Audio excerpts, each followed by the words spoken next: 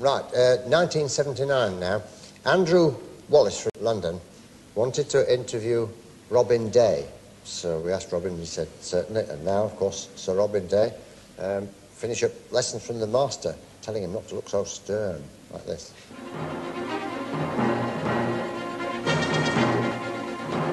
Good evening. I'm Andrew Wallace, and tonight on Jim will Fix It, I will be interviewing Mr. Robin Day. Good evening, Mr. Day. Good evening, Andrew, and thank you for inviting me. Mr. Day, what did you feel like when a 9-year-old wanted to interview you? Oh, I felt very nervous, but I also felt very interested because I didn't think that a 9-year-old boy would particularly want to interview me. I thought he might think I was a rather boring old chap. But I was also very interested because about the same time I was going to have to be interviewed by Sir Harold Wilson, a former Prime Minister, and I wanted to compare him with the 9-year-old boy, you. Did you intend to be an interviewer when you left university, or did it happen by accident? Well, it happened by accident because when I was at the university, just after the war, we never watched television and didn't know anything about it, and therefore we didn't know about it as a possible job. But I became a lawyer, I became a barrister, and I didn't do very well at that. It was rather difficult to make any money at it, and I did one or two other things. And when one day a friend rang me up about an advertisement for ITV, which was starting then, ITN, and they were looking for people to be their newscasters. And I went along and did an audition, and I got a job. What do you feel like when you have to interview somebody who you don't have much interest in? It doesn't usually happen very much, but if I do, well, I just have to do the best I can. I read all about him, I find out what he's been doing, and sooner or later you find something which is interesting. But usually I have to interview people who are in the public eye, who are doing important things. Is there anybody you would have liked to interview but never had the chance? I'd like to have interviewed Sir Winston Churchill before he died.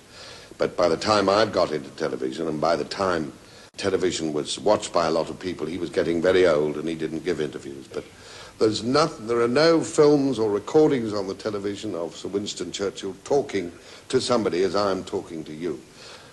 There are films of his speeches, but not of him talking to somebody. What would you have done if you're not into television and radio?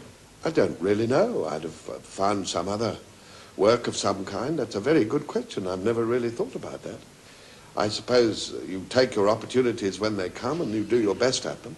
I don't know what I'd have done if I hadn't got a job in television. I suppose I'd have stayed. I was then working in the BBC radio side. I suppose I'd have stayed in that. You once stood for Parliament. Do you think you would have enjoyed being an MP? Yes, I do. I don't know that I'd have been a very good one or a very great one, but I would love to have been a Member of Parliament early on in life. What will you do when you retire? Well, I don't know that I will ever retire because I don't have a salaried job until I'm 60 or 65. I shall have to go on earning my living to bring up my little boys and to look after my wife. I read that you enjoyed skiing when you were a young man. Do you still ski? I haven't skied for the last 2 years, but because it's getting very expensive, because the value of the pound is very small abroad. I want to go again, because it's the sport I enjoy most of all. And I want to teach my little boys to ski, because that's something a little boy can do with his father. Why do you always wear a bow tie?